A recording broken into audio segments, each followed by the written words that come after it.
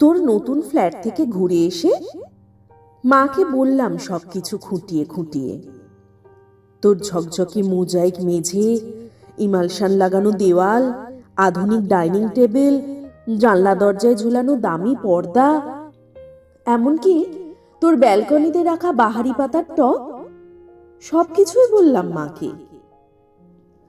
নগেন দত্ত লেনে আমাদের এই আলো বাতাসহীন একতলার ভাঙা ঘরে বসে মা সব শুনলেন চোখ বুজে।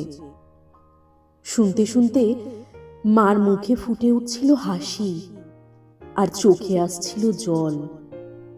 তোর ব্যালকনিতে দাঁড়ালে ছড়িয়ে থাকা শহরটাকে অনেক দূর পর্যন্ত দেখতে পাওয়া যায়। বসবার ঘরের দেওয়ালে নতুন কেনা একটা সুন্দর পেন্টিং ঘরটাকে কি গাম্ভীর্যে ভরিয়ে তুলেছে, এসব কিছু মাকে বললাম। চোখ বুজে শুনতে শুনতে মার মুখে ফুটে উঠছিল হাসি আর চোখে আসছিল জল। তোর চেহারাটা আগের চেয়ে অনেক ঝকঝকে সুন্দর হয়েছে, ফর্সা হয়ে গেছিস অনেকটা। যদিও তোর হাসিটা আছে ঠিক সেই ছেলেবেলার মতো। জামাইবাবুর মুখে শুনলাম সামনের পুজোয় তোরা নাকি একেবারে পুরো দক্ষিণ ভারতটাই বেরিয়ে আসবি। মা নগেন দত্ত লেনের অন্ধকার ভাঙাচড়া ঘরে বসে এইসব শুনতে শুনতে হেসেছে। আর কেন জানি না মার চোখে এসেছে জল। সবকিছুই বলেছি দিদি, শুধু তোর ডাইনিং স্পেসে রাখা দুধ সাদা রঙের ওই ফ্রিজটার কথা মাকে বলিনি।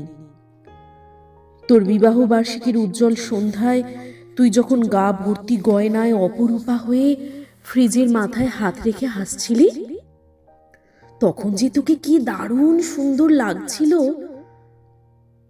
মাকে বলিনি সে কথাও।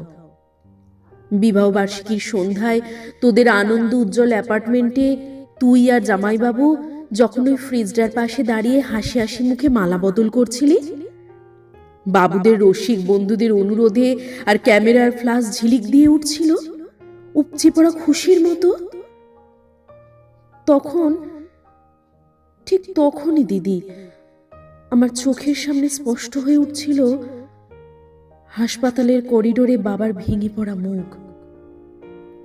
ভেতরে মা তখন অপারেশনের পরে অচৈতন্য।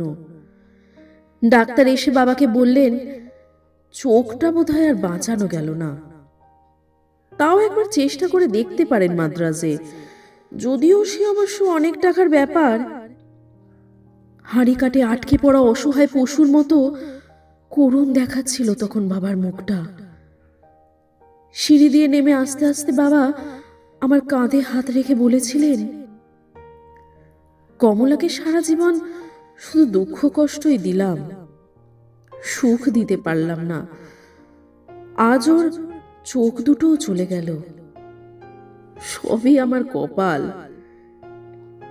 দিদি, অনেক দর দস্তুর চাপাচাপির পর তোর বিয়েটা যখন আরো কয়েক ভরি সোনা আর একটা ফ্রিজের দাবিতে আটকে পড়া অনিশ্চয়তার ঘেরাটোপে, বাবা তখন কাউকে না জানিয়ে চড়া সুদে ধার করেছিলেন অনেক টাকা। সামান্য মাইনের প্রাইভেট কোম্পানি চাকরি করা বাবা বেঁচে থাকতে থাকতে অন্তত একটা মেয়েকে পার করার দুরন্ত আশায় ঝুঁকি নিয়ে ফেলেছিলেন অনেকটা। চোখের জল আর রজনীগন্ধার সৌরভকে পেছনে ফেলে তুই চলে গেলি, পড়ে রইলাম আমরা, মা, আমি, আর পড়ে রইল নগেন দত্ত লেনের অন্ধকার ঘরে বাড়তে থাকা সুদের বোঝার চাপে তলিয়ে যাওয়া একটা সৎ মানুষ, তোর বাবা, আমার বাবা। দিদি, তোর গা ভর্তি গয়না আর ওই দুধ সাদা ফ্রিজের কথা মাকে বলা হয়নি কিছুতেই। দৃষ্টিশক্তি খুইয়ে বসা মাকে বাবা বলেননি কিছুই, শুধু অসহায়ের মতো খুঁজতেন মার মুখে একটু হাসি, বড় মেয়ের ভালো ঘরে বিয়ে হওয়ার একটু তৃপ্তি। সে হাসি খুঁজতে খুঁজতে ক্লান্ত বাবা চলে গেছেন। এখন নগেন দত্ত লেনের ভাঙা ঘরে বসে মা আর আমি আনন্দেই আছি। একটা আনন্দই বোধহয় সবচেয়ে বড়, এ বাড়িতে আর কোনোদিন সানাই বাজবে না। সাহানাই, সানাই, রজনীগন্ধা, বেনারসি, হইচই এইসব অপ্রাসঙ্গিক হয়েই থেকে যাবে চিরকাল।